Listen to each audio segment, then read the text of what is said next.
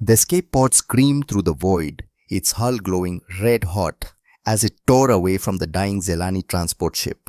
Inside, Cassandra Brennan pressed herself against the bulkhead at one arm locked around the trembling body of an 8-year-old girl whose blue skin had turned pale with shock. Behind them, the transport exploded in silence. No sound crossed the vacuum of space, but Cass felt it in her bones. The pressure wave, the heat, the finality. 317 Zelani civilians had been on that ship. Now there were 2 survivors. The girl, Lyria, didn't scream. She just stared through the viewport at the expanding cloud of debris that had been her home, her family, her entire world. Cass had seen that look before, in mirrors, in the eyes of other mothers who had lost everything. "Look at me," Cass said, her voice steady despite the pod's violent shaking. "Lyria, look at me, not out there." The child's enormous eyes, dark as deep water, slowly focused on Cass's face. Cass forced herself to smile, though her marine training screamed at her to check the pod's trajectory, the fuel reserves, the proximity of Korak patrol ships. "I've got you," Cass said. "You hear me? I've got you." The lie tasted like ash, but it was the lie the girl needed. The lie Cass's own daughter had needed 8 years ago, when Cass had been on the other side of the galaxy serving with the Marines, unable to protect Emma from the bomb that had torn through a crowded street in Boston. The pod's navigation system beeped a warning. 47 hours of life support remaining. No nearby friendly vessels. The nearest Galactic Council station was 6 days away, at maximum burn. They were going to die out here. Cass pulled Lyria closer and felt the small weight of Emma's bracelet. Against her wrist, the silver chain she hadn't taken off in 8 years. Engraved on the inside words she could recite in her sleep, "Guardian Angel." Emma had given it to her 3 weeks before she died. A Mother's Day present from a 10-year-old who'd saved her allowance for 6 months. "Mom, you're always protecting people," Emma had said, fastening it around Cass's wrist. "But who protects you? This will. It's magic." There was no magic strong enough to stop a terrorist's bomb. No guardian angel watching over a little girl walking home from school on an ordinary Tuesday afternoon in April. But maybe there was still time to save this one. Cass activated the emergency beacon and prayed to a god she'd stop believing in the day they'd lowered Emma's casket into the ground. The rescue came 38 hours later, a Chitik medical frigate that had been passing through the sector. By the time they docked, the pod's life support was down to its final 6 hours. Lyria was unconscious from oxygen deprivation. Cass had given the child her own respirator mask for the last 12 hours, breathing the thinning air in shallow gasps, staying conscious, through sheer stubborn refusal to let another child die on her watch. The Chitik medics said later that she'd been minutes from brain death. Cass didn't remember the rescue, didn't remember the emergency medical treatment, didn't remember the 2-day journey to the council station while she recovered in the frigate's medical bay. She only remembered waking up to find Lyria sitting beside her bed, holding her hand very much alive. 40 hours after that, 3.5 days total since the transport explosion, Cassandra Brennan stood in the Great Hall of the Galactic Council in Washington, D.C. and understood exactly what desperation looked like. It looked like the Voran ambassador, his reptilian features twisted with poorly concealed fear, refusing to meet her eyes as she presented the evidence. It looked like the Chitik representative, her insect-like antennae drooping with resignation, already knowing how this would end. It looked like Council Leader Zeth, all 4 of his grey arms folded across his chest in a posture that screamed, "Not my problem." The holographic display, floating above the council table, showed the last 48 hours of Korak aggression. Burning cities, mass graves, processing centers where Zelani civilians were sorted, the strong for slavery, the weak for extermination, children separated from parents, families executed for the crime of existing. 2.3 million, Cass said, her voice echoing in the cavernous chamber. That's how many Zelani are left. 3 months ago, there were 47 million. She let that number hang in the air. Let them feel the weight of it. The Korak Empire has 14 dreadnoughts moving toward the last Zelani colony world. Our intelligence estimates they'll arrive in 72 hours. When they do, they will finish what they started. Complete eradication of an entire species. The Voran ambassador shifted in his seat. Ambassador Brennan, we understand your concern, but the Korak military is stronger than you. Cass interrupted. She'd spent 20 years in the Marines. She knew when someone was about to hide behind military jargon and political cowardice. More advanced than you. More ruthless than you. Yes, Ambassador Well, I've heard this speech before. She stepped closer to the council table, and several representatives actually leaned back. Here's what you haven't heard. The Zelani are artists, teachers, healers. They have never raised a weapon against anyone. Their greatest military achievement is writing poetry so beautiful it made Korak soldiers cry before they pulled the trigger. Cass pulled up another image, a Zelani library, its crystal spires reaching toward the sky like frozen music. Then she showed them the same library 48 hours later, a crater filled with ash and melted glass. The Korak aren't just conquering, she said quietly. They're erasing. They are making sure that in 100 years, no one will remember the Zelani ever existed. The Altaran representative, an elderly being whose species prided themselves on wisdom, spoke in a voice like wind through autumn leaves. What would you have us do? Ambassador, the council cannot match Korak military strength. Any intervention would result in catastrophic losses. Then don't intervene, Cass said. The room fell silent. Every eye turned toward her. I'm not asking you to fight, Cass continued. I'm asking you to step aside. Step aside for what? Zeth asked, his voice wary. Before Cass could answer, the Chitik ambassador raised one delicate arm. Her voice, usually soft as silk, cut through the chamber like a knife. She's going to ask Earth. With the temperature in the room seemed to drop 10 degrees. Several representatives actually pushed back from the table. The word Earth hung in the air like the name of a disease. Cass watched their reactions with grim satisfaction. Good, let them be afraid. Fear was the only language the galaxy seemed to understand anymore. No, the Voran ambassador said, his voice sharp with panic.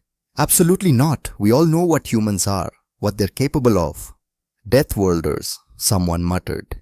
Apex predators, another voice added.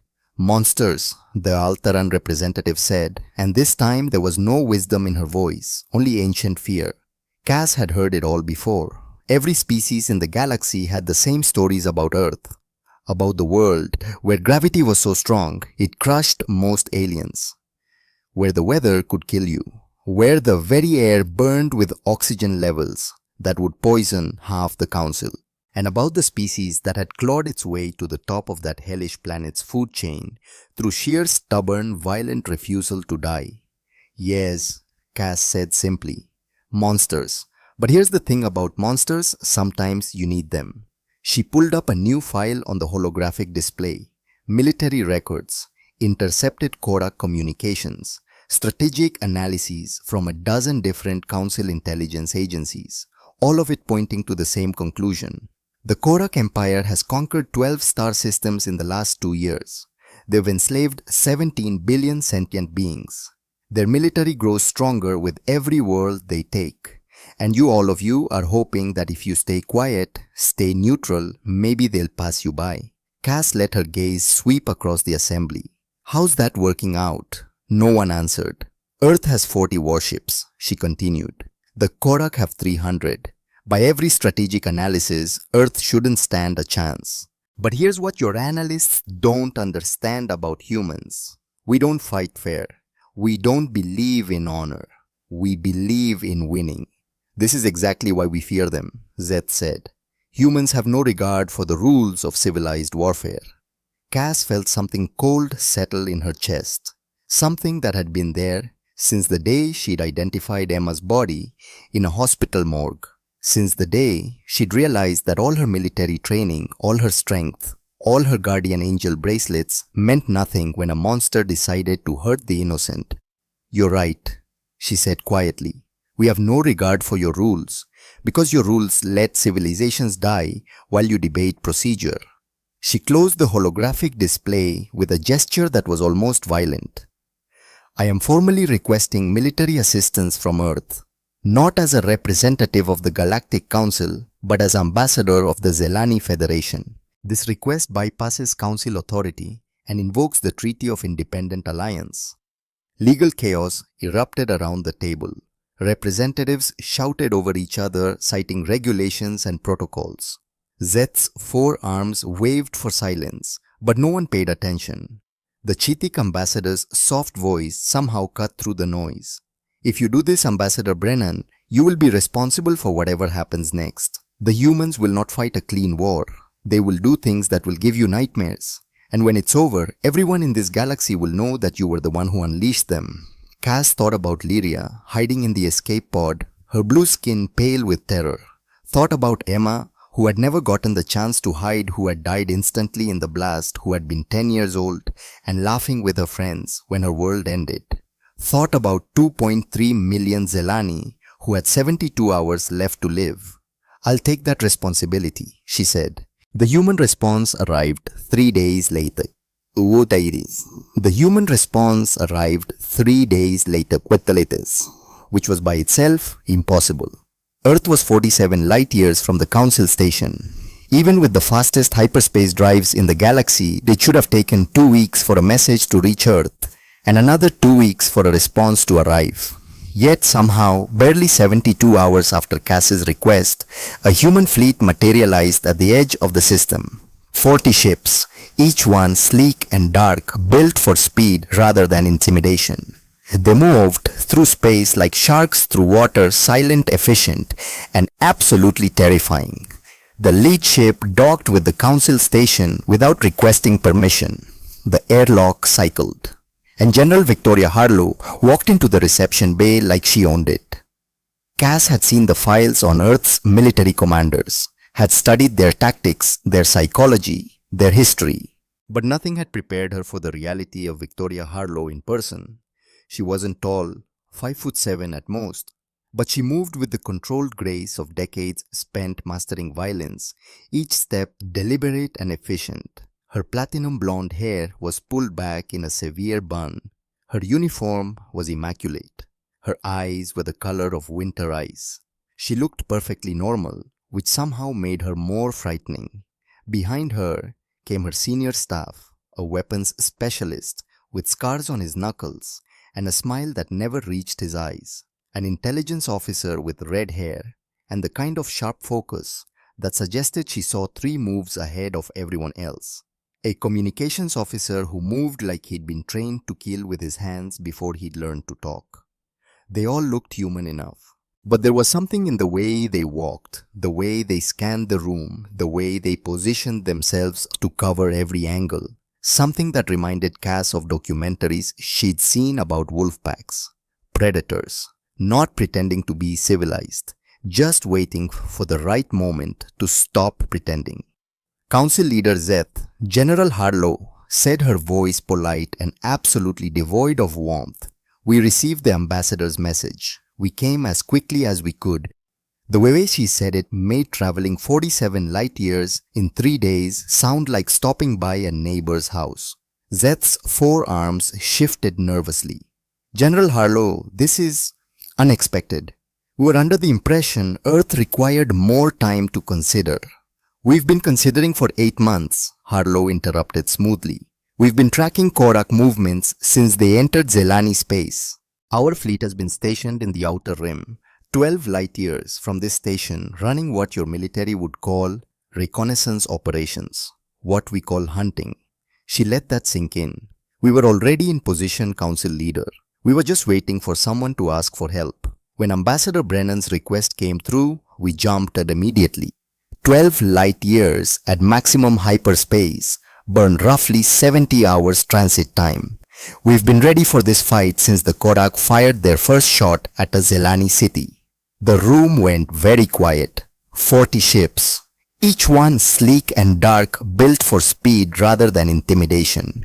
They moved through space like sharks, through water, silent, efficient, and absolutely terrifying. The lead ship docked with the council station without requesting permission. The airlock cycled, and General Victoria Harlow walked into the reception bay like she owned it. Cass had seen the files on Earth's military commanders, had studied their tactics, their psychology, their history, but nothing had prepared her for the reality of Victoria Harlow in person. She wasn't tall, maybe 5'7", but she moved with the controlled grace of someone who'd spent decades learning exactly how dangerous the human body could be. Her platinum blonde hair was pulled back in a severe bun. Her uniform was immaculate. Her eyes were the color of winter ice. She looked perfectly normal, which somehow made her more frightening. Behind her came her senior staff, a weapons specialist with scars on his knuckles and a smile that never reached his eyes. An intelligence officer with red hair and the kind of sharp focus that suggested she saw 3 moves ahead of everyone else. A communications officer who moved like he'd been trained to kill with his hands before he'd learned to talk. They all looked human enough, but there was something in the way they walked, the way they scanned the room, the way they positioned themselves to cover every angle. Something that reminded Cass of documentaries she'd seen about wolf packs. Predators, not pretending to be civilized, just waiting for the right moment to stop pretending. Council leader Zeth, General Harlow, said, her voice polite and absolutely devoid of warmth. "We received the ambassador's message. We came as quickly as we could." The way she said it made traveling 47 light years in 3 days sound like stopping by a neighbor's house. Zeth's forearms shifted nervously. "General Harlow, this is unexpected. We were under the impression Earth required more time to consider."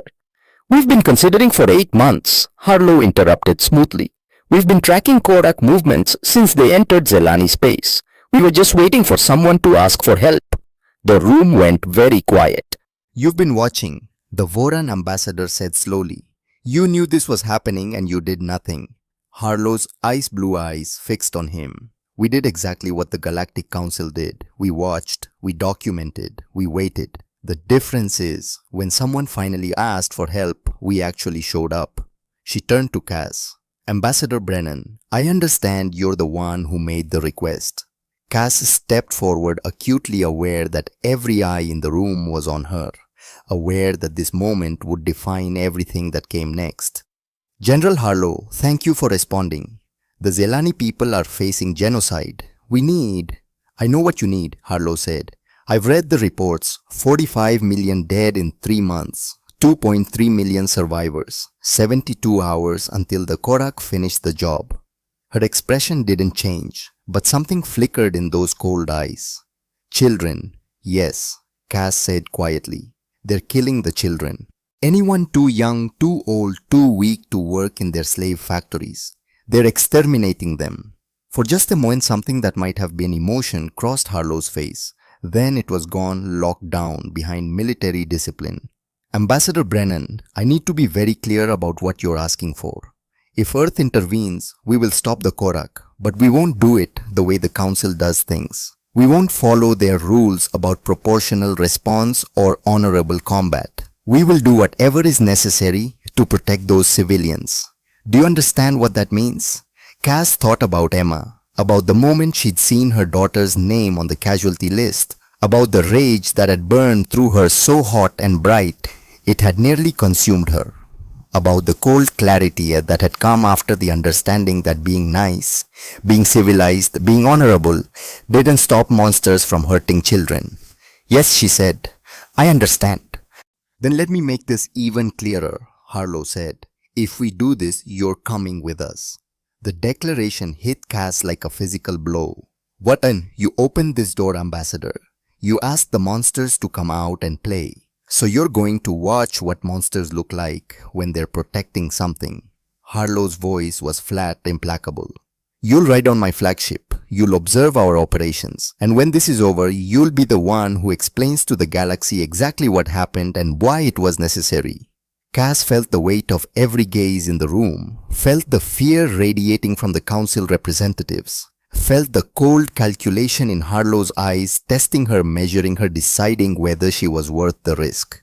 She thought about Lyria, safe now in the medical bay, asking Cass if her mother was still alive somewhere. Thought about 2.3 million people who would be dead in 3 days if Cass backed down now. Thought about Emma's bracelet cold against her wrist. Guardian angel. When do we leave? Cass asked. Harlow smiled. It was the kind of smile that made Cass's marine training kick in, made her want to check her exits and her weapon loadout. The kind of smile that said someone was about to learn a very painful lesson. 30 minutes, Harlow said. I suggest you pack light. The flagship was called Retribution. Of course it was. Cass stood in the observation deck as the fleet prepared to jump to hyperspace, watching the crew move with the kind of efficiency that came from years of training and absolute discipline. No one wasted movement. No one raised their voice. They worked like components in a machine, each person knowing exactly what they were supposed to do and when. Impressive, isn't it? Cass turned to find Dr. Rebecca Ashford standing beside her. The intelligence officer looked younger up close, maybe 34, with red hair pulled back in a ponytail, and the kind of sharp green eyes that suggested she was always analyzing, always calculating. Your crew, Cass said. They're very coordinated. We train together, fight together, die together if necessary. Ashford's voice was matter of fact. That's how you survive when you're from a death world. You learn to trust your pack or you don't make it home. Well, is that what you call yourselves, a pack? Sometimes. Other times, we're a fleet, a unit, a family. Ashford pulled up a tactical display on the nearest console. Depends on the situation. Right now, we're hunters. The display showed the Zelani colony world, a blue-green sphere surrounded by the ominous red markers of Korak warships. 14 dreadnoughts, each one 3 times the size of Earth's largest vessel. Supporting cruisers, fighter wings, enough firepower to sterilize a planet. You're outnumbered 7-1, Cass said. 8-1 actually, if you count their support vessels. Ashford zoomed in on one of the dreadnoughts, and the display filled with technical specifications that meant nothing to Cass, but apparently meant everything to the intelligence officer. But they're fighting the war they know. Big ships, direct confrontation, honor and glory. And you're not. Ashford's smile was sharp enough to cut. We're fighting the war that works. For Cass could ask what that meant, the ship's intercom crackled. All personnel prepare for hyperspace jump, T-2 minutes. Ashford headed for the door, then paused. Ambassador Brennan, a word of advice. Whatever you think you know about how humans fight wars, forget it. We're not like the other species. We don't fight to prove we're strong. We fight to win. And we will do absolutely anything to protect innocence.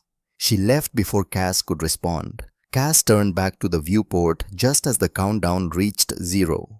Space twisted colors, bleeding into impossible spectrums, and the universe folded in on itself as the fleet jumped to hyperspace. Somewhere ahead, 2.3 million Zelani were waiting to see if help would arrive in time. And somewhere behind, Cassandra Brennan had just set in motion something she didn't fully understand. She'd asked for monsters. She'd gotten them. Now she could only hope she'd made the right choice. Her fingers found Emma's bracelet again, turning it slowly on her wrist. Guardian angel. Maybe her daughter was still watching over her somehow.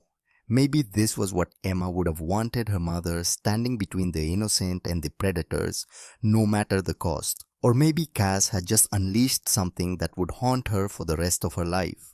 She'd know in 72 hours. The fleet emerged from hyperspace at the edge of the Zelani system, and immediately every alarm on the ship started screaming. 4 Korak dreadnoughts, closer than anticipated, moving to intercept. Battle stations. Harlow's voice came over the intercom, calm as if she were ordering coffee. All ships maintain formation. Activate stealth protocols. Cass grabbed a handhold as the ship banked hard.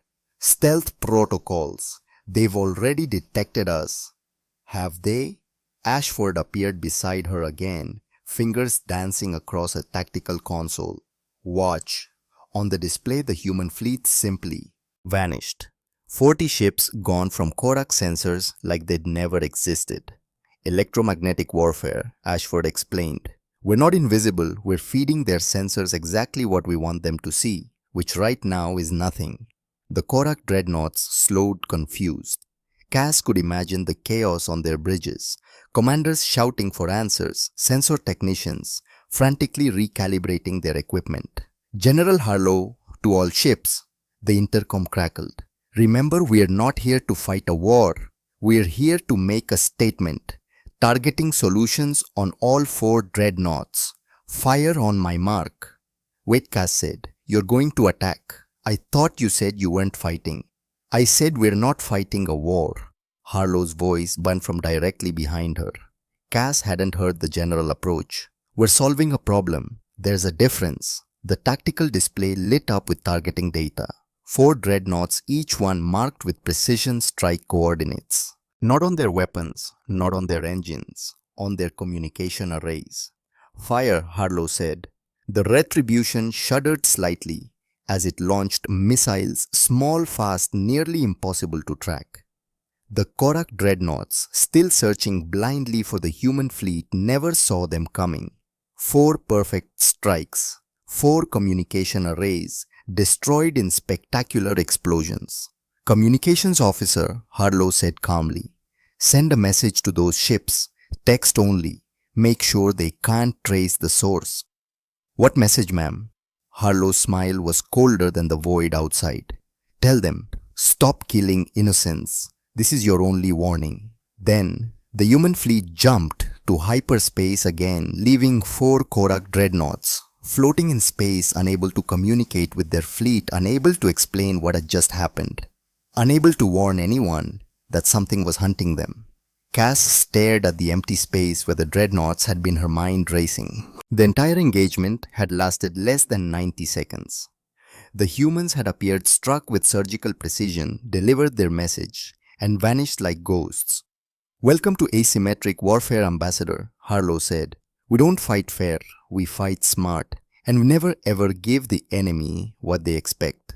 She walked away, leaving Cass alone on the observation deck, watching the stars streak past as they jumped deeper into Zelani space. Somewhere behind them, 4 Korak commanders were trying to explain to their superiors what had just happened, trying to explain how 40 small ships had appeared out of nowhere, struck with perfect accuracy, and disappeared without taking a single casualty, trying to explain how for the first time in 200 years of conquest, the Korak Empire had encountered an enemy they couldn't understand.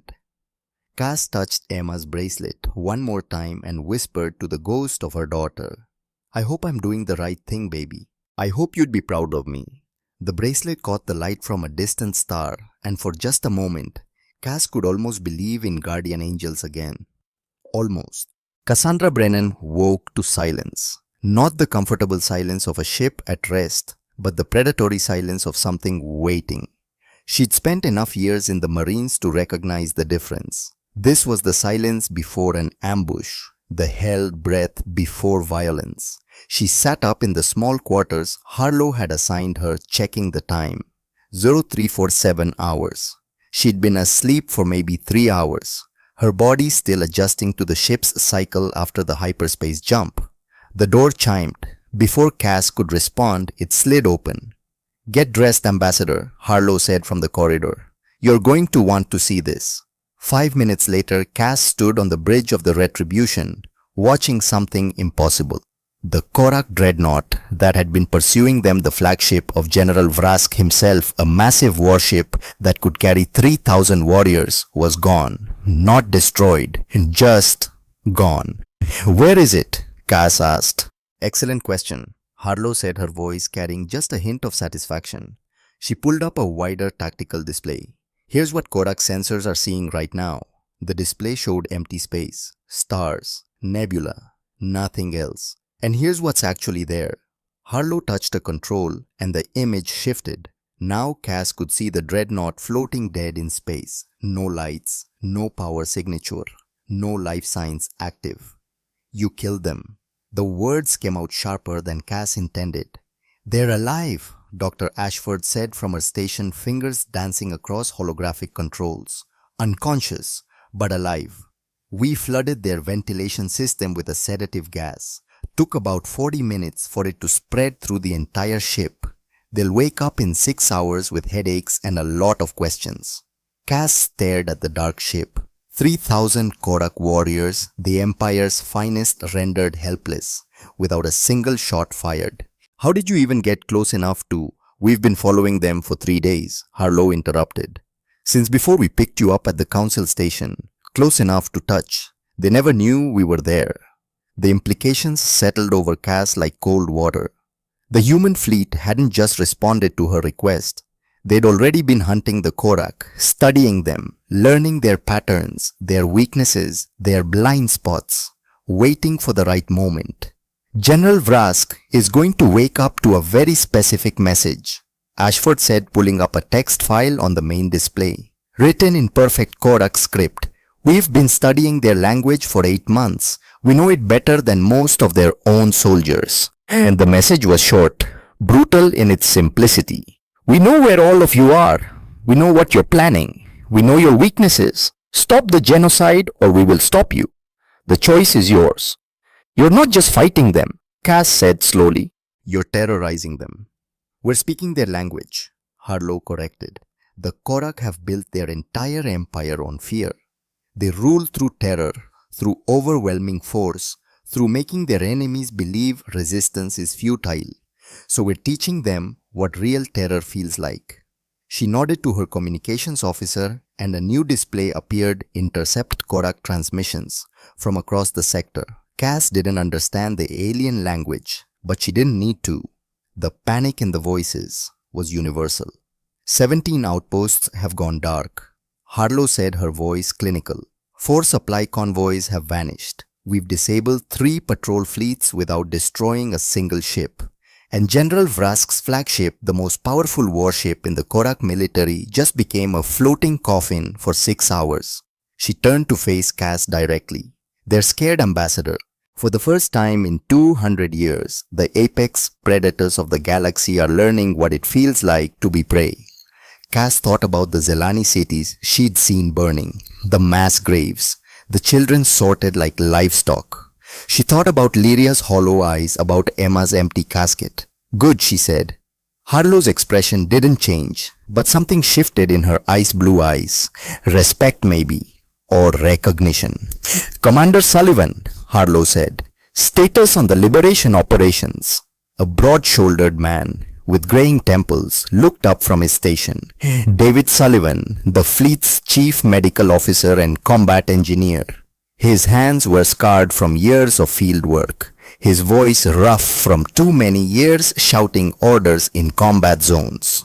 First wave hit Zelani Prime 3 hours ago, ma'am. Korak garrison is contained. No casualties on our side. Minimal civilian casualties. We got there before they could execute the processing center prisoners. Minimal. Cass's voice came out sharper than she intended. How minimal? Sullivan met her gaze without flinching. 47 dead, Ambassador. We were 30 minutes too late to save them. The Korak commander ordered them executed when our ships were detected. He paused. We made sure he was the 48th. The bridge fell silent. Cass waited for someone to condemn Sullivan's admission of summary execution. No one did, because this was war. Not the clean, sanitized version the Galactic Council preferred to imagine, but the real thing. The kind where good people died and hard choices had to be made in seconds, not committee meetings. The survivors, Cass asked quietly. 32,000 Zelani freed from processing centers. Another 112,000 civilians extracted from combat zones. Medical teams are treating them now. Some of them, Sullivan's jaw tightened. Some of them are in bad shape, Ambassador. The Korak weren't gentle. I want to see them, Cass said. Harlow studied her for a long moment. That's not necessary. You can observe from. I want to see them, Cass repeated, and this time it wasn't a request. The medical bay of the Retribution had been converted into a field hospital. Human medics moved between rows of beds where Zelani civilians lay recovering from starvation beatings, and worse, the air smelled of antiseptic and fear. Cass walked slowly between the beds, forcing herself to look at every face. These were the lucky ones. The ones who'd survived long enough for rescue to arrive.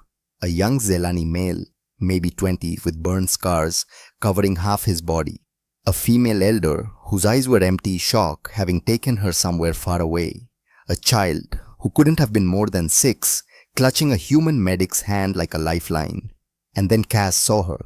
A Zelani female, late 30s, her blue skin mottled with bruises. She was conscious sitting up in bed and her face Lyria. The woman's cry cut through the medical bay like a knife. Commander Sullivan appeared at Cass's elbow. "That's Serana. We found her in the processing center 3 hours ago. She's been asking about her daughter since she woke up." Cass didn't remember making the decision to move. One moment, she was standing frozen, the next, she was at Serana's bedside. "Your daughter is alive." Cass said the words, tumbling out in a rush. "Lyria, she's safe. She's on the council station. She's healthy. Serana grabbed Cass's hand with surprising strength, her dark eyes filling with tears. She said something in Zelani words. Cass didn't understand but didn't need to. The gratitude, the relief, the desperate hope, it translated perfectly. "We'll get you to her," Cass promised. "As soon as you're strong enough to travel, I swear it." Sullivan moved to the woman's other side, checking her vitals with practiced efficiency. "She's stable enough for transport in 24 hours. We can have her at the council station in 3 days. Serana looked between them, and despite everything she'd been through, despite the scars and the trauma, she smiled. It was a broken, thinning thing, that smile, but it was real. Cass stayed with her for another 10 minutes, holding her hand until the sedatives Sullivan administered pulled her back into healing sleep. When Cass finally stood, she found half the medical bay watching her. Human medics and Zelani patients, all with the same expression. Hope. "Ambassador Brennan," a voice called from the entrance. "Lieutenant Morgan Hayes, the young blonde interrogator from Harlow's staff. The general sent me to find you. We've brought in a prisoner for questioning. She thought you might want to observe." Cass took one last look at Serana's sleeping form, then followed Hayes into the corridor. "What kind of prisoner?" she asked.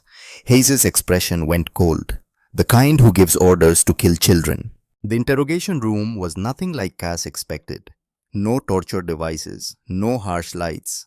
Just a simple table with 2 chairs, one wall made of transparent aluminum, so observers could watch from outside. Captain Korvath sat in one chair, his Korak armor removed, wearing only a simple grey jumpsuit. He was younger than Cass expected, maybe 33, with the kind of muscle mass that came from a lifetime of warrior training. His red eyes tracked Morgan Hayes as she entered the room carrying nothing but a data pad. Cass stood outside with Harlow and Ashford, watching through the transparent wall. "Lieutenant Hayes specializes in something we call empathetic interrogation," Ashford explained quietly. "She doesn't torture. She doesn't threaten. She just shows them the truth." Hayes sat down across from Korvath and placed the data pad on the table between them. "Captain Korvath," she said in perfect Korak, "I'm Lieutenant Morgan Hayes. I'd like to ask you some questions about your unit's activities on Zelani Prime." Korvath laughed. The sound was bitter, defiant. "I will tell you nothing human. I'm a warrior of the Empire. Your tricks will not work on me." "No tricks," Hayes said calmly. "I just want you to watch something." She activated the data pad and a holographic image appeared above the table. Cass recognized it immediately, the residential sector of Zelani Prime's capital city. The crystal spires, the gardens, the schools, before the bombing. "This was taken 6 weeks ago," Hayes said. "Do you recognize it?" Korvath said nothing. Hayes touched the pad again. The image changed. The same view, but now the spires were rubble, the gardens were craters, the schools were mass graves. "This was taken 6 weeks ago," Hayes said quietly. "The day you ordered the bombardment of residential sector 7.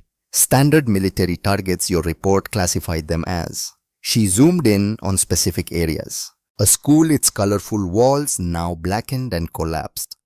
A medical center reduced to twisted metal. A nursery where young Zelani had learned their first songs, now nothing but ash. And then the bodies. Hayes didn't look away. Neither did Korvath, though something flickered in his eyes. Zelani civilians, hundreds of them, their blue skin pale in death. Children who'd been running when the bombs fell. Elderly beings who tried to shield the young with their own bodies. Families huddled together in their final moments. 17,463 dead. Hayes said, her voice never rising above conversational level. In one afternoon, we recovered this footage from your own military archive, Captain. Your soldiers documented everything. Helmet cameras, drone surveillance, tactical recordings. They were very thorough. She pulled up a document, military orders, written in Korak script, signed by Korvath himself. Orders specifying civilian population centers as priority targets. Orders to eliminate cultural resistance. Orders to make sure nothing remained of who the Zelani had been. These are your orders, aren't they? Korvath said nothing. This was war, he finally said, but his voice lacked conviction. Casualties are expected. The weak die so the strong can survive. It is the natural order. The natural order, Hayes repeated. She pulled up another image. A Zelani mother still holding her infant. Both dead, caught in the moment she tried to protect her child with her own body. Her name was Mira, Hayes said. She taught literature to young Zelani. Her daughter's name was Kessa. She was 2 years old. We identified them from the Zelani civilian registry that your soldiers thoughtfully preserved, I assume, so you could track down any survivors. Another image, a male Zelani, his body covering 3 small children. His name was Thane. He ran a garden where Zelani children learned to grow food. Those are his students he died trying to save. The oldest was 7. Image after image, each one with a name, an occupation, a life that Korvath's orders had ended. Outside the room, Cass felt her hands clench into fists. She watched Korvath's face, saw the cracks forming in his warriors' composure. They resisted, he said weakly. They harbored enemies of the Empire. Hayes touched the datapad one more time. The image that appeared made Cass's breath catch in her throat.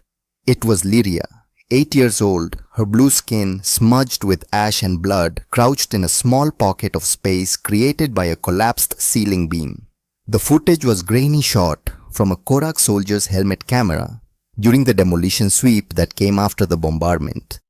The soldiers' team had walked within 3 meters of her hiding spot. The audio captured their conversation, casual banter about the effectiveness of the bombing, complaints about the heat, a joke about Zelani architecture being prettier when it's on fire. They'd never looked down, never saw the small terrified child holding her breath in the rubble, too scared to even cry.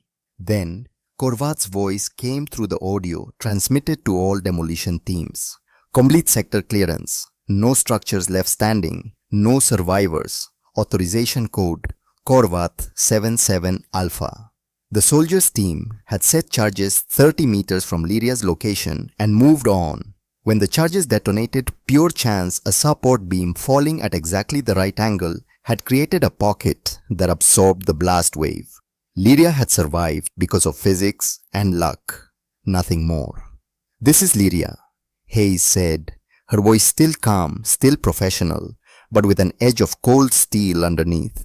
She's 8 years old. She lost her mother, her father, her 3 brothers, her grandparents, her friends, her teachers. She lost everything because you decided a residential sector where children went to school was a military target. Hayes paused the footage on Lyria's face, eyes wide with terror, small hands pressed over her mouth to muffle any sound. We pulled this from your own tactical archive, Captain. Your soldiers recorded everything. They walked past the terrified child and never even looked. And her voice finally hardened. You gave the order to make absolutely certain no one in that sector survived. The audio captured what happened next. Korvath's voice giving the order to demolish the entire sector, to make sure no one survived. Lyria had lived because a piece of ceiling had fallen at just the right angle, creating a pocket of space that the demolition charges had missed. Pure luck, nothing more. This is Lyria, Hayes said softly. She's 8 years old. She lost her mother, her father, her 3 brothers, her grandparents, her friends. She lost everything because you decided a residential sector was a military target. She leaned back in her chair, and for the first time since entering the room, her voice changed. The calm professionalism vanished, replaced by something cold and hard. Captain Korvath, my species has a saying, when you hunt monsters and be careful not to become one yourself.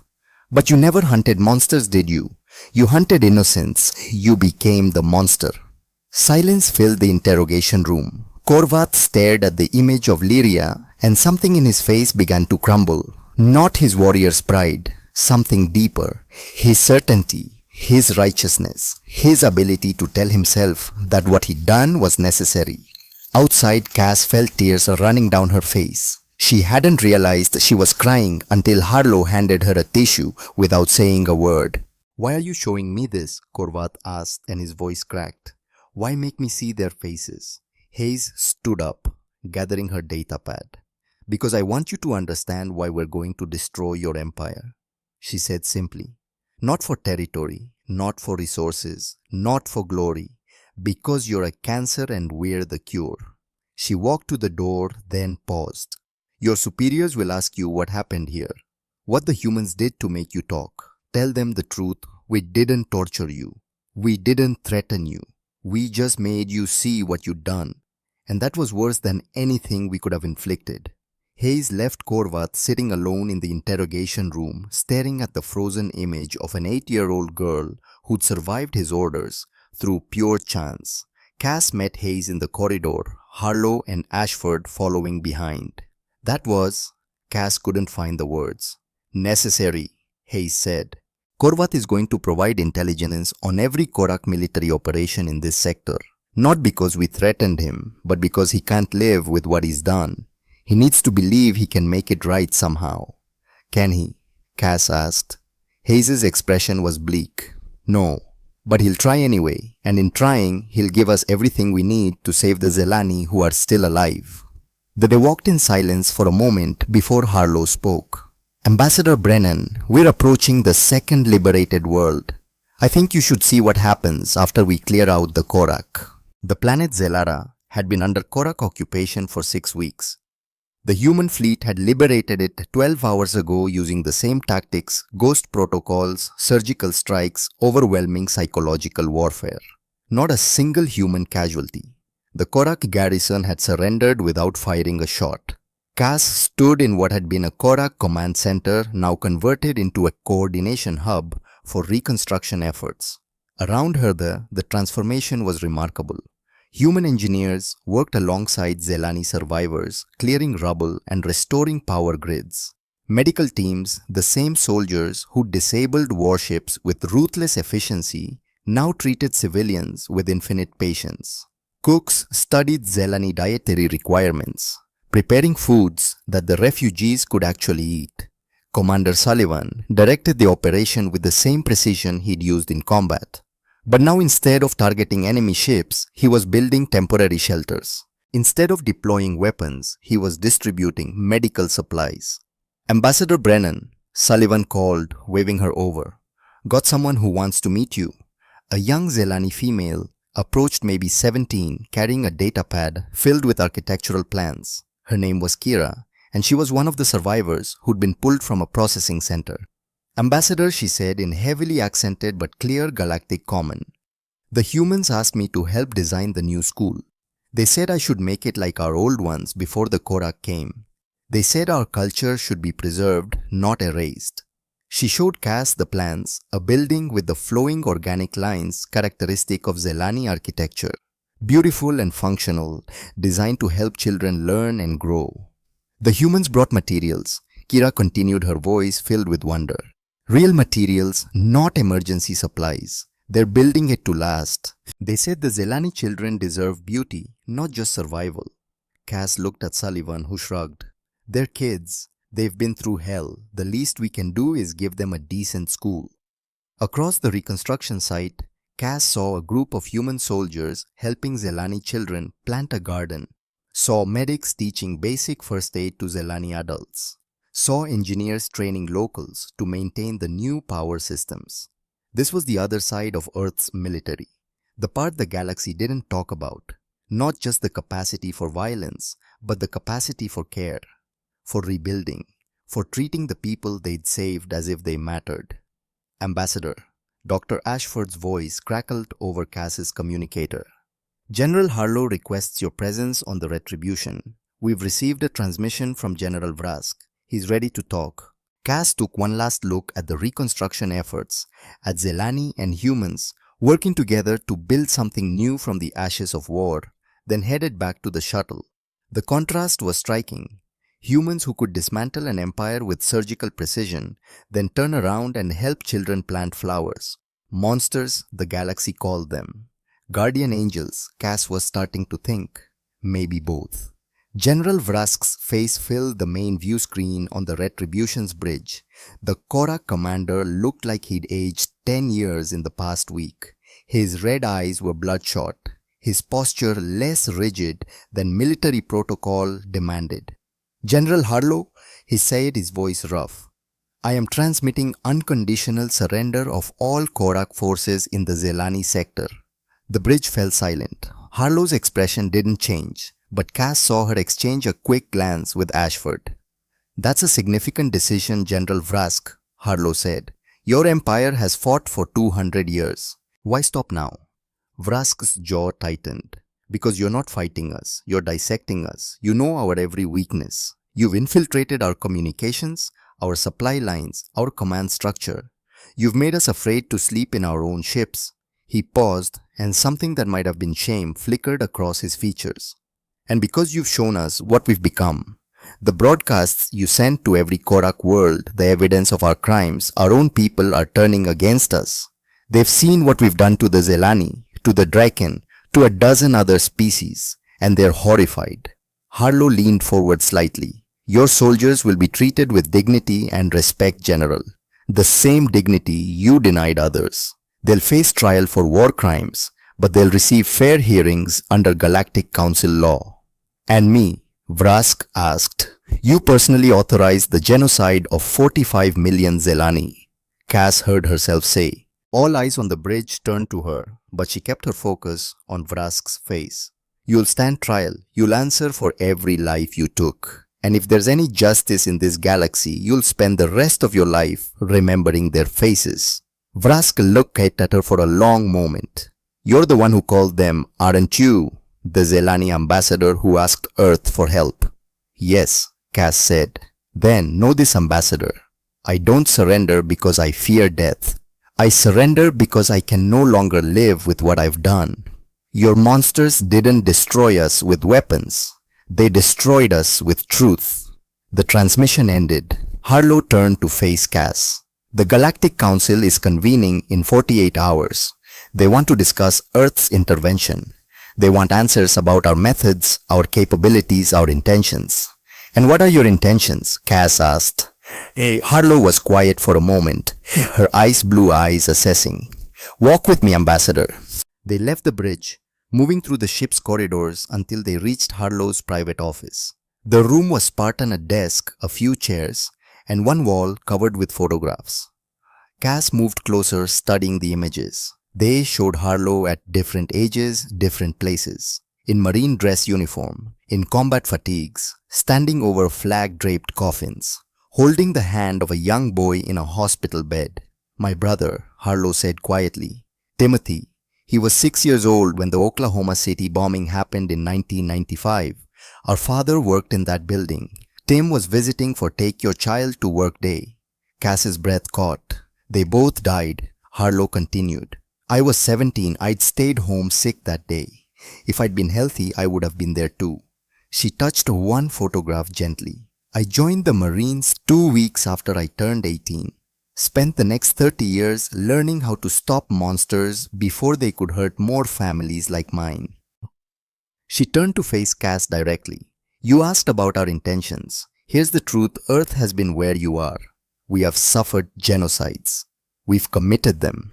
We've been the victims and the monsters. We know both sides of that equation better than any species in this galaxy. Harlow pulled up a holographic display historical footage from Earth. Images that made Cass's stomach turn. Concentration camps, mushroom clouds, mass graves. We almost destroyed ourselves, Harlow said, multiple times. But we learned, we chose to become better. And now when we see another species trying to exterminate innocence, we recognize it immediately because we've been there. She closed the display. Our intention is simple, Ambassador Brennan. We're going to make sure what happened to humanity, what happened to my brother, what happened to your daughter doesn't happen to anyone else. Not if we can stop it. Cass thought about Emma, about Lyria, about Serana lying in the medical bay alive because humans had decided her life mattered. The council is going to be afraid of you, Cass said. They're going to see your capabilities and worry about what happens when you decide to use them for something other than protection. I know, Harlow said. That's why you're going to speak for us. Me. You called us monsters, Ambassador. You asked us to come out of the dark and do terrible things to save innocent lives. And now you're going to stand in front of the Galactic Council and tell them whether that was the right choice. Harlow's expression was unreadable. Will you stand with us or condemn us?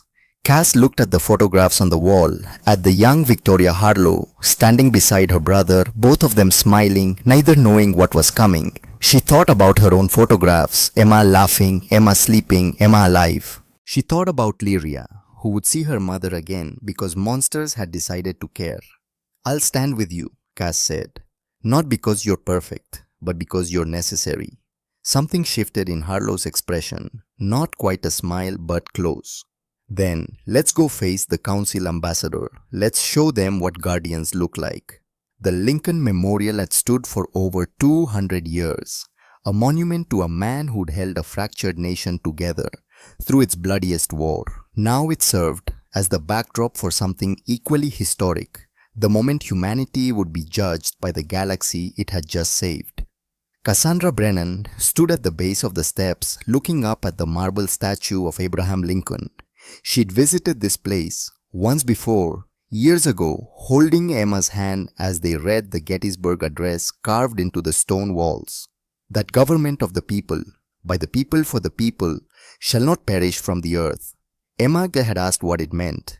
Cass had tried to explain that some things were worth fighting for, that protecting the innocent was the highest calling, that freedom came with a price. She hadn't known then how personal that price would become. Ambassador Brennan, Council Leader Zeth's voice pulled her from the memory. The four-armed alien descended the steps flanked by representatives from a dozen worlds. Behind them, news drones from every major galactic network hovered like mechanical vultures, recording everything. This wasn't just a ceremony, it was a trial. Council Leader, Cass said, straightening her shoulders. She wore her old marine dress uniform the first time she'd put it on since Emma's funeral. It felt heavy-weighted with memory and responsibility. The Council has convened to address Earth's military intervention in the Zelani crisis, Zeth said formally. While we acknowledge the outcome was favorable, there are significant concerns about the methods employed. The translation: you scared the hell out of us and we need to know if we should be afraid. I understand, Cass said. Shall we begin? The delegation moved to the prepared area at the memorial's base. Holocameras activated. The galaxy was watching. Cass took her position at the podium, acutely aware of the weight of every eye on her. To her left, General Harlow stood at attention, her platinum blonde hair gleaming in the afternoon sun. To her right, the entire senior staff of the Retribution, Sullivan, Ashford Hayes, and a dozen others who'd spent the last 3 weeks systematically dismantling a 200-year-old empire. Behind them, barely visible but present nonetheless, was Lyria. The little Zelani girl clutched the hand of Commander Sullivan, who'd become something like a guardian to her over the past week. Her mother Serana stood beside them, still recovering, but strong enough to attend. Members of the Galactic Council. Zeth began, his voice carrying across the memorial grounds. We gather today to acknowledge the resolution of the Korak-Zelani conflict. The Korak Empire has surrendered unconditionally. 2.3 million Zelani civilians have been saved from genocide. By all objective measures, this intervention was a success. He paused, and Cass could hear the unspoken but hanging in the air. However, the methods employed by Earth's military have raised serious questions about the nature of human warfare and the implications for galactic security. Zeth turned to face Harlow directly.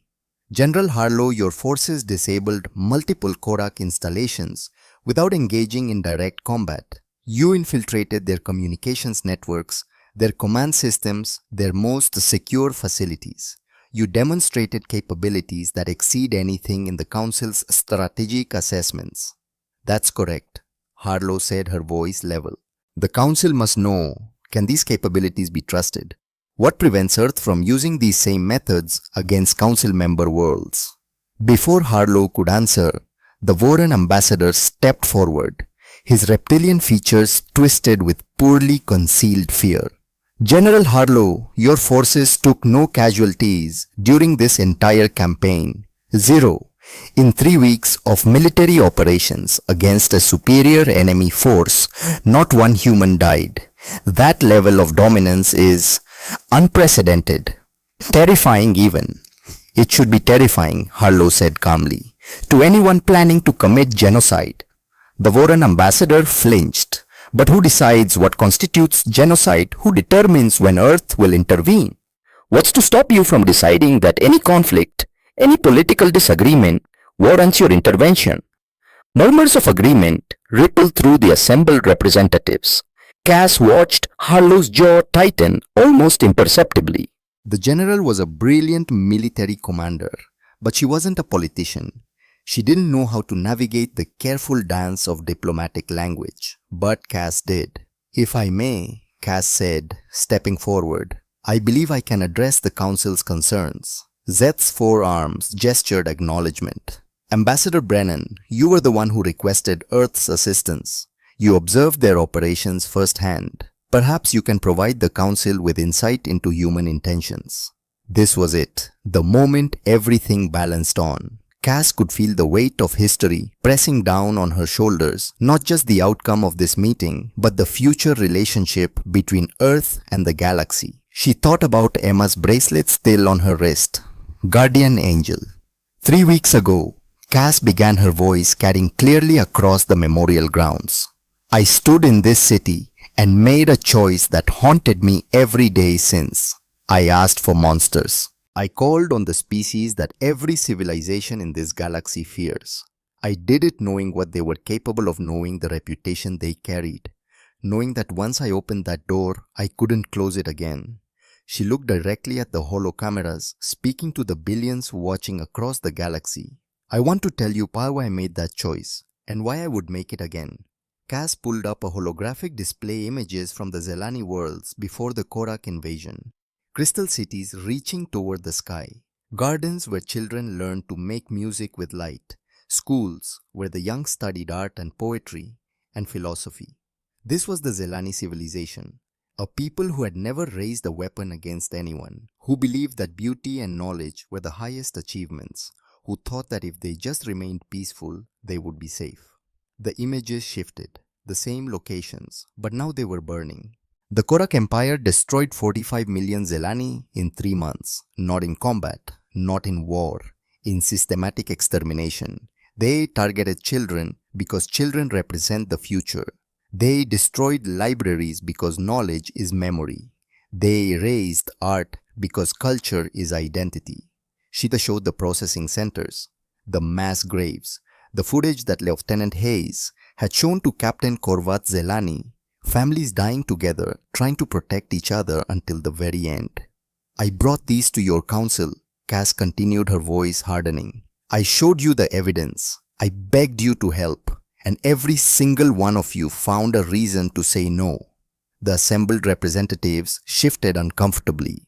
Zeth's forearms crossed defensively. It wasn't fear of the Korak that stopped you, Cass said. It was fear of responsibility, fear of risk, fear of doing something that might cost you politically or economically, strategically. You made calculations. You ran analyses. You determined that the Zelani weren't worth the price of intervention. She let that hang in the air for a moment. And then I went to Earth, to the species you all call monsters, the Death Worlders, the apex predators. The ones who fight dirty and never give up and scare the hell out of everyone. Cass turned to look at Harlow, at Sullivan, at the human officers standing at attention. You want to know what I found? I found people who heard that children were dying and said, how fast can we get there? I found soldiers who dismantled an empire in 3 weeks because every day they waited more innocents died. I found monsters who rebuilt schools and planted gardens and sat with traumatized children until they felt safe enough to sleep. The holographic display changed again. Now it showed the reconstruction efforts. Human engineers working alongside Zelani survivors. Medical teams treating the wounded with infinite patience. The new school on Zellara designed to preserve Zelani culture. General Harlow asked me a question when this started, Cass said.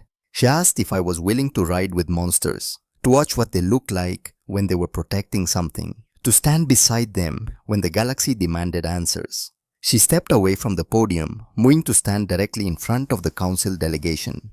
I've seen what Earth's military is capable of. I've watched them hack into the most secure systems in the galaxy. I've seen them disable warships without firing a shot. I've witnessed psychological warfare that reduced a 200-year-old empire to surrender in 3 weeks. Cass pulled up one more image, the interrogation room where Hayes had shown Korvath the faces of his victims. But I've also seen them make a genocidal commander weep by showing him the truth of what he'd done. I've watched them treat enemy prisoners with more dignity than those prisoners showed their victims. I've seen them spend their own resources to rebuild worlds they'd never seen before for people who aren't even their own species. She looked each council representative in the eye one by one. You ask what prevents Earth from using these capabilities against council worlds, I'll tell you.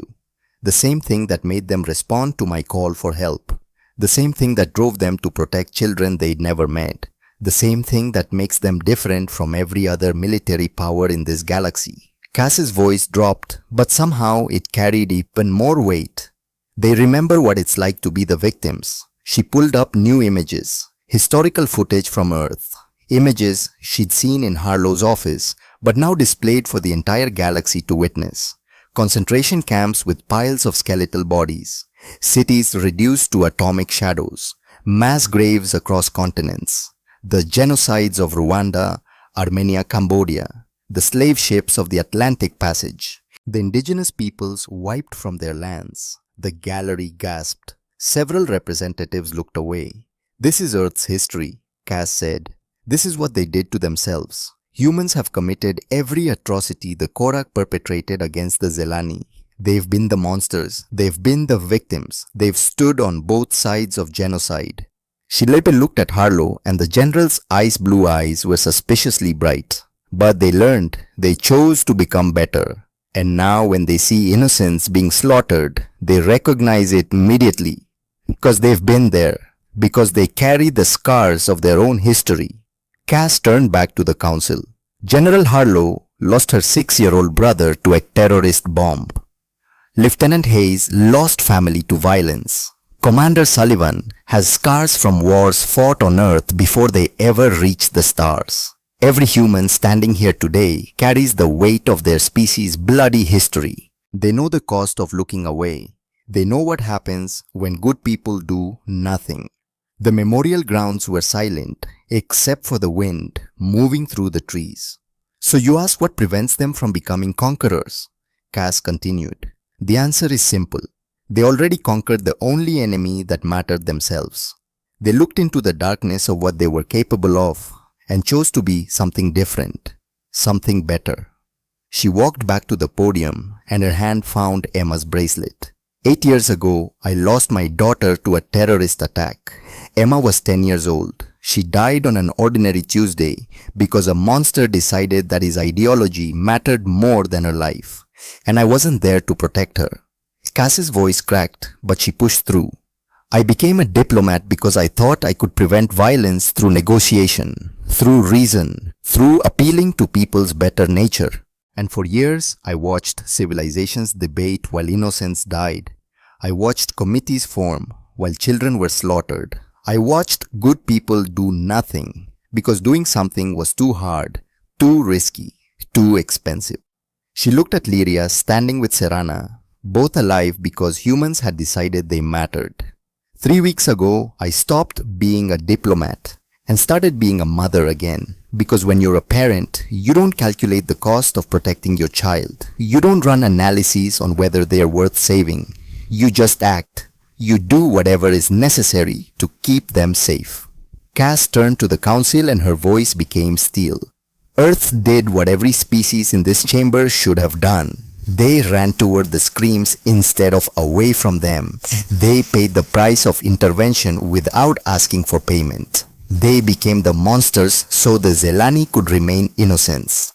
She pulled up one final image, the data chips that Zeth had tried to offer as payment. 17 star systems, trillions in credits, territory, and resources and political power.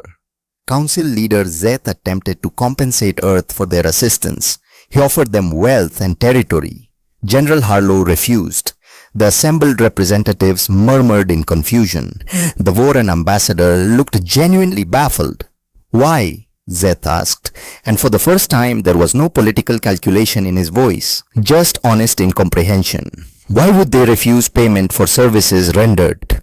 Harlow stepped forward, and when she spoke, her voice carried the weight of 30 years in military service. Because we didn't come for payment. We came because it was right. She gestured to her officers. Every person standing here today has lost someone to violence. We have all buried friends, family, loved ones. We know what it costs to do nothing. We know what it feels like to wish someone had intervened and stopped the monster had cared enough to act. Harlow's voice hardened. So when Ambassador Brennan showed us children being murdered, when she showed us an entire civilization being erased, we didn't calculate the strategic value. We didn't run cost-benefit analyses. We saw victims who needed protection and we moved to protect them. That's what we do. That's what we are. The Chitik ambassador spoke, her whisper-soft voice somehow carrying across the grounds. But what happens when you decide that we are the monsters? When you look at our governments, our policies, our internal conflicts and decide that we need to be corrected? It was Cass who answered. Then you should be afraid, she said bluntly. Because if any species in this council starts committing genocide, if any government begins systematically exterminating innocents, then yes, Earth will intervene. And they'll do it with the same ruthless efficiency they showed the Korak. She let that sink in. But here's the difference. Earth doesn't care about your politics. They don't care about your internal power structure, or your economic systems, or your cultural practices. They care about one thing: are you hurting innocents? That's it. That's the line. Cass walked to where Lyria stood and gently took the child's hand. This is Lyria. She's 8 years old. 3 weeks ago, she watched her entire family die. She hid in rubble for 2 days, terrified that if she made a sound, the Korak would find her and kill her too. She led Lyria forward, and the little Zelani looked up at the massive gathering with wide, dark eyes. Earth didn't save her because she was politically valuable. They didn't save her because the Zelani had resources to trade. They saved her because she's a child and children deserve to live long enough to grow up. Cass knelt beside Lyria, meeting her at eye level. Tell them, sweetheart. Tell them what the humans did. Lyria's voice was small but clear. They found my mama. Commander Sullivan said she was alive and he brought her to me. And Lieutenant Hayes said it's okay to be scared, but I don't have to be scared anymore because the monsters are gone. She looked up at Sullivan, who stood at attention with suspiciously bright eyes. The human monsters chased the bad monsters away. The simple truth of it, spoken in a child's voice, hit harder than any speech Cass could have made. Zeth was quiet for a long moment. Then, his forearms unfolded and he descended the steps to stand before Harlow. General Harlow, the Galactic Council has a decision to make. We can classify Earth as a potential threat and attempt to contain your military capabilities. Or we can acknowledge that perhaps the galaxy needs guardians who are willing to do what we are not. He paused, and something shifted in his expression. I vote for the latter. Earth is hereby recognized as an official guardian protectorate of the Galactic Council. with authority to intervene in cases of genocide, systematic oppression, and crimes against sentient life. The announcement sent shockwaves through the assembly. Several representatives started to object, but Zeth raised all four arms for silence.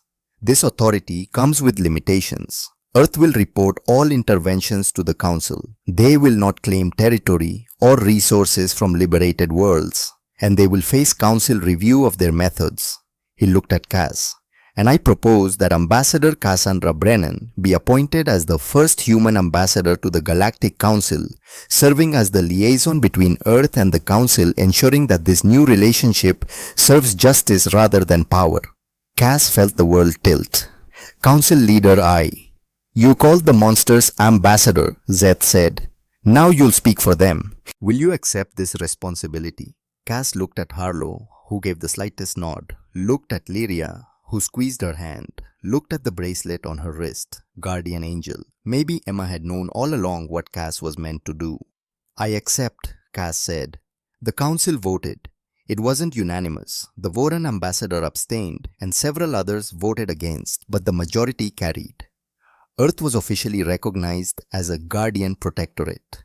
The ceremony continued for another hour, formal proclamations, legal documentation, the kind of bureaucratic process that the galaxy seemed to require for everything. But Cass barely paid attention. She was too busy watching Lyria reunite with her mother, seeing Serana hold her daughter for the first time in 3 weeks. Watching them cry together, laugh together, plan for a future they thought was lost. That was what this was about. Not politics, not power. Just parents and children who deserved the chance to be together. 6 months later, Cassandra Brennan stood on the bridge of the Retribution watching the tactical display with the practiced eye of someone who'd spent the last half year learning how human military operations actually worked.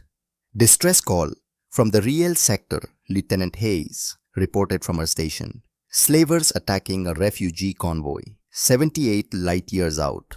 Harlow looked at Cass. It had become their routine. The general deferred to Cass for authorization on all Guardian Protectorate operations. How many refugees? Cass asked. Approximately 4,000, ma'am, mostly Draken. The slavers hit them 2 hours ago. 2 hours. Cass did the math in her head. The Retribution could make the jump in 40 minutes.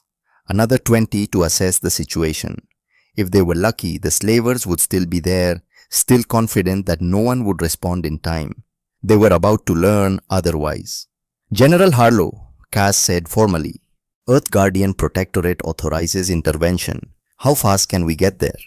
Harlow's smile was sharp. 35 minutes if we push the engines. Commander Sullivan, prep the medical bay for refugees. Dr. Ashford, I want full tactical analysis before we drop out of hyperspace. Hayes, get me everything we know about these slavers. The crew moved with the practiced efficiency Cass had come to expect. No wasted motion, no hesitation. Just professionals doing what they did best, protecting people who couldn't protect themselves. Ambassador Brennan, Harlow said quietly, moving to stand beside Cass at the tactical display. You're getting good at this. At what? Authorizing you to go a bit terrifying. At understanding when violence is necessary to protect innocence. Harlow's expression softened slightly. That's not an easy thing to accept. Cass thought about Emma, about Lyria, about the 4,000 Draken refugees who were about to learn that help was coming. My daughter used to say I was her guardian angel, Cass said. I wasn't there when she needed me, but maybe I can be there for other people's children. She touched the bracelet on her wrist, Emma's last gift, now worn by Ambassador Cassandra Brennan, as a reminder of why she did this work. That's all any of us can do, Harlow said. Show up when we're needed. The ship shuddered as it prepared to jump to hyperspace. Cass grabbed a handhold, watching the crew work, thinking about how much had changed in 6 months. The Zelani worlds were rebuilding. The Korak Empire was dismantled, its leaders facing war crimes tribunals. General Vrask had been sentenced to life imprisonment but had asked to spend it working in reconstruction efforts, atonement through service. And across the galaxy, 3 words had become the ultimate deterrent to those who preyed on the weak. Call the humans. Pirates heard it and fled. Slavers heard it and released their captives. Would-be conquerors heard it and remembered what had happened to the Korak. The galaxy had learned that monsters were real, but they'd also learned that some monsters protected children. All hands prepare for jump, the intercom announced. Estimated arrival at Riel sector in 35 minutes. Cass watched through the viewport as space began to twist the ship, preparing to fold reality and leap across 78 light years in less time than it took to eat a meal. She thought about the refugees waiting for help that they probably didn't believe was coming. Thought about the slavers who were about to learn that the universe had changed. Thought about Emma, who would have been 18 now, who might have been proud of what her mother had become. General Harlow, Cass said as the ship jumped to hyperspace stars stretching into impossible lines of light. Let's show them what Guardians do. Harlow smiled, not the cold, predatory smile she gave enemies, but something warmer, something almost hopeful. Yes, ma'am, Ambassador. Let's go save some lives. The Retribution emerged from hyperspace. 34 minutes later, its weapons hot, and its crew ready. The slaver ships were still there, still confident in their superiority, still believing that violence paid. They were about to receive a very expensive education. And 78 light years away, 4,000 Draken refugees would live to see another day, would go home to their families, would tell stories about the day monsters came out of the darkness to save them. Because that's what Guardians did. They ran toward the screams. They paid the price. They protected the innocent. And they never ever asked for thanks. Somewhere in the universe, in whatever lay beyond death, maybe Emma was watching. Maybe she was proud. Maybe she understood that her mother had finally become the guardian angel she'd always believed the Cass could be. Or maybe Emma was just a memory, a bracelet on her wrist, a driving force that pushed Cassandra Brennan to be better, to do more, to stand between the monsters and their victims. Either way, Cass would keep going, would keep authorizing interventions, would keep standing beside the human military and saying yes when someone needed help. Because 8 years ago, no one had answered Emma's silent call for help. But Cass would make damn sure no other child had to die that way. Not while monsters were listening, not while guardians were watching, not while Ambassador Cassandra Brennan had breath in her body and Emma's bracelet on her wrist. The slavers' ships began to go dark one by one, their systems failing their crews. Suddenly were very afraid. And in the refugee convoy, a Draken mother held her child close and whispered the words that had become universal. It's okay, baby. The humans are here. The humans are here. The monsters had answered, and the galaxy would never be the same.